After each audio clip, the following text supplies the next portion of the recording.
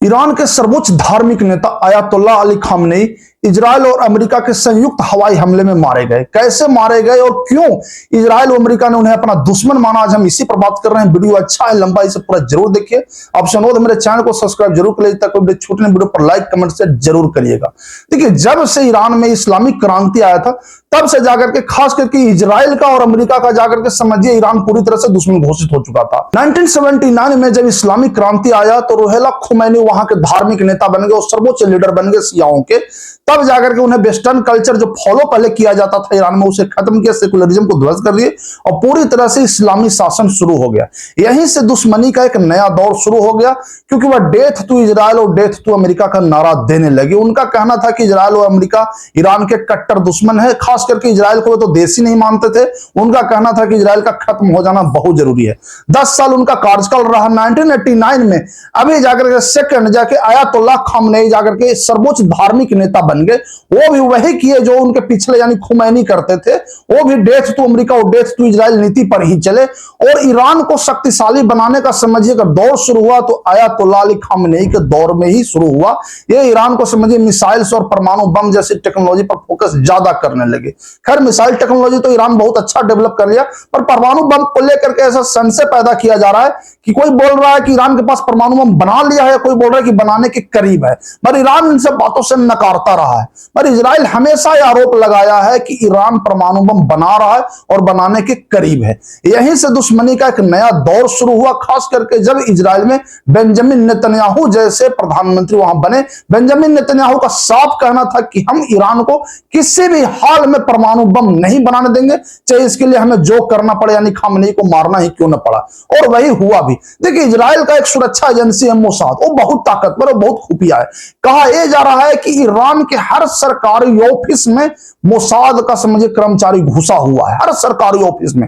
यहां तक कि अगर खामनेई का भी अगर ऑफिस है वहां भी घुसा हुआ है, क्योंकि इतनी सटीकता से जो हमला हुआ है सुबह 9:30 बजे जब खामनेई अपने सीनियर ऑफिसर लोगों से जब वह मीटिंग कर रहे थे ऐसे ही मामले पर जाकर के, उसी समय यह हमला हुआ। खामनेई को तो यह अंदाजा भी नहीं हुआ होगा कि हम जो मीटिंग कर रहे हैं कहीं मीटिंग लास्ट न हो जाए। उसी समय जाकर के बंकर को ध्वस्त कर देने वाला विध्वंसक 2000 किलो यानी वजन का बम गिराया गया और पूरा का पूरा खामनेई का जो ऑफिस का कॉम्प्लेक्स था पूरा ध्वस्त हो गया। बाद में जाकर के बहुत अटकलबाजी चलता रहा कि नहीं, कोई बोला कि खामनेई तेहरान में नहीं है और वे जीवित है, सुरक्षित है। मगर शाम होते होते यानी शनिवार को शाम होते होते पूरी तरह से क्लियर हो गया कि खामनेई अब जीवित नहीं है। इजरायली और अमेरिकी हवाई हमले में मारे गए हैं। तो इसका सबसे बड़ा अगर देखा जाए अगर सटीकता का, तो मोसाद का जो समझिए वहां अपना खुफिया घुसपैठ है, इसी का समझिए दिया जा रहा है कि इतना सुरक्षित तरीके से जो हमला हुआ, यानी केवल खामनेई के आवास पर ही हमला हुआ, दूसरे जगहों पर हमला नहीं हुआ। यानी इतना सटीकता जो है सो बिना खुफिया जाकर के जानकारी के संभव ही नहीं था, जो कि मोसाद ने किया था। मोसाद बहुत पहले से ही ईरान में एक्टिव है। उसके पीछे वजह भी है क्योंकि मोसाद हर हाल में ईरान को परमाणु बम बनाने से रोकना चाहता है। वो चाह रहा है जाकर के कि हम उसका हर जाकर के जो वैज्ञानिक भी है जो परमाणु बम बनाने वाले, उसको भी खत्म कर दे। ऐसा किया भी गया है। कई बार ऐसा हुआ है कि ईरान के कई परमाणु वैज्ञानिक अचानक मारे गए हैं। किसी रोड एक्सीडेंट में ऐसा होता है कि ट्रैफिक में वेट कर रहे हैं और कोई आता है जाकर के गोली बंदूक चला करके मार के चला जाता है।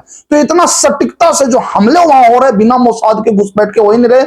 सीआईए का भी यानी अमेरिका का जो खुफिया एजेंसी सीआईए है, उसका भी समझिए ईरान में भरपूर घुसपैठ है। यानी पूरी तरह से देखा जाए तो खामनेई का जो पूरा अपना जो तंत्र था, सरकारी तंत्र था, उसमें विदेशी शक्तियां जो है सो पूरी तरह से घुस चुका था। उनको पता भी नहीं था। कहा तो यह भी जा रहा है जाकर के एक पूर्व राष्ट्रपति को वहां बयान आ रहा था कि हम एक बार जाकर के खुफिया संगठन बना रहे थे कि जो भी जाकर के यहाँ ईरान में मोसाद के लिए काम कर रहा है उसे धर पकड़ करे। दुर्भाग्य यह है कि जिसे मैंने अपना हेड बनाया था वो खुद मोसाद का एजेंट निकला। तो आप इससे अंदाजा लगा लीजिए कि खामनेई को जो मारा गया है बंकर बस्टर बम द्वारा, ये इतना सटीकता सिर्फ इसलिए हुआ है कि खामनेई के ही ऑफिस में कोई ना कोई था ऐसा जो मोसाद के लिए काम कर रहा था। ऐसा संभावना जताया जा रहा है जाकर के मीडिया के द्वारा। बहुत से पहले ऐसा आया भी है कि ईरान में जाकर के मोसाद का समझिए बहुत बड़ा नेटवर्क फैला हुआ है। हर सरकारी ऑफिस में मोसाद घुसा हुआ है और इसी के बल पर जाकर के इजराइल जब चाहा है जाकर के ईरान में बम ब्लास्ट करके अपना काम जो है सो कर लिया है। कई बार ऐसा हुआ जाकर के, आज कोई नया नहीं है। खामेनेई का जो है सो समझिए जो सपना था कि हम डेथ टू इजराइल अगर कर दें, मगर एक सपना उनका पूरा नहीं हो पाया। उससे पहले ही जाकर के मोसाद की सटीकता और इजराइल और अमेरिका का समझिए बंकर बस्टर बम ने उनके सपनों को अधूरा कर दिया। और इसी तरह से अगर देखें तो अभी भी जो इजराइल में अभी हालात ऐसे हैं कि वो दावा कर रहा है लगातार कि हम जाकर के ईरान पर बम गिराते रहेंगे। ये सारा का सारा उसका खुफिया जाकर के जो काम पिछले करीब 20 साल से किया गया है उसी का नतीजा है। अब सोच लीजिए कि दोनों देश एक दूसरे से अच्छे खासे दूर है। ऐसा नहीं है जाकर के कि ईरान का और जाकर के इजराइल का बाउंड्री टच होता है। सोचिए जाकर के बीच में इराक पड़ता है, उससे पार करके अगर वहां इतना सटीकता से अगर वहां के धार्मिक सर्वोच्च धार्मिक नेता को अगर कोई मार दे रहा है तो स्वाभाविक है कि जरूर को वहां वह है ऐसा जो पूरी तरह से इजराइल और ईरान के लिए काम कर रहा है। तो इजराइल के लिए देखिए एक अच्छी बात है कि मोसाद उसके पास है जो कम से कम पूरी तरह से जाकर इजराइल के लिए डेडिकेटेड है, और जो भी जाकर के इसके आता है सामने उसे खत्म कर दिया जाता है। आज वही हुआ जाकर के खामेनेई का शासन काल में बहुत बार ऐसा हुआ है, लगा जाकर के कि अब इजराइल के खिलाफ हमला हो जाएगा और इजराइल सरेंडर बोल देगा, मगर हुआ ऐसा उल्टा। कई बार हुआ जाकर के कि लगा कि नहीं इजराइल जो है सो अब खत्म हो जाएगा, क्योंकि अब खामेनेई पूरी तरह से ऐसे माहौल बना चुके थे कि डेथ टू इजराइल नारा पर पूरा का पूरा ईरान जो है सो समझ उनका समर्थन करता था। मगर मोसाद ऐसा घुसपैठ कर चुका था ईरान में कि पूरा का पूरा जाके खामेनेई के प्लान को ही चौपट कर दिया।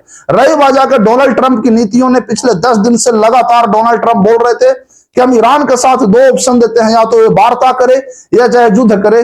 पर वार्ता तो खैर हुआ नहीं, मगर युद्ध हो गया अचानक।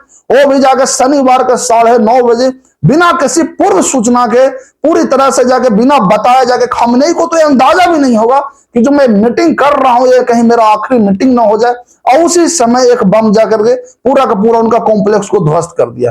तो यहां सटीकता का पूरा समझिए खुफिया एजेंसियों का है। खुफिया एजेंसी पूरी तरह से ईरान के हर सरकारी ऑफिस में घुस चुके थे। वे पूरी तरह से समझिए इजराइल को और अमेरिका को टाइम टू टाइम रिपोर्ट दे रहे थे कि खामेनेई कहां है। उनका पूरा समझिए रूटीन का जो है सो नजर रखा जा रहा था पिछले कई महीनों से, क्योंकि ऐसा बहुत से रिपोर्ट मीडिया में आ रहे हैं कि खामेनेई को पिछले कई महीनों से जाकर के इजराइल और अमेरिका समझिए ट्रैक कर रहा था कि वे किससे मिलते हैं, कब कहां जाते हैं, उनका डेली रूटीन क्या है, और इसके अनुसार ही जाकर के उन पर हमला किया गया। देखिए इजराइल ने जो बढ़त बनाया है सुप्रीम लीडर को मार करके, ये उसके टारगेट में बहुत पहले से ही था। जस्ट 1 साल पहले भी जो एक छोटा सा जो झड़प हुआ था ईरान के साथ, उसमें भी सुप्रीम लीडर टारगेट में थे, मगर किसी तरह से डोनाल्ड ट्रंप के हस्तक्षेप के बाद सुप्रीम लीडर बच गए थे। मगर इस बार खास करके जब इजराइल और अमेरिका दोनों एक साथ जब युद्ध करने आए तो सुप्रीम लीडर का जो ठिकाना था खुद CIA और मोसाद ने जो उन्हें बता दिया था। तो इस बार अमेरिकी और बस्टर बम ने जो सीधा पूरा का पूरा बंकर ध्वस्त कर देते हैं, उसमें बच नहीं पाए। आपका क्या कहना मुझे कमेंट करके जरूर बताइए। वीडियो अच्छा लगा हो तो लाइक कमेंट शेयर जरूर करिए। चैनल को सब्सक्राइब करना ना भूलिए। धन्यवाद।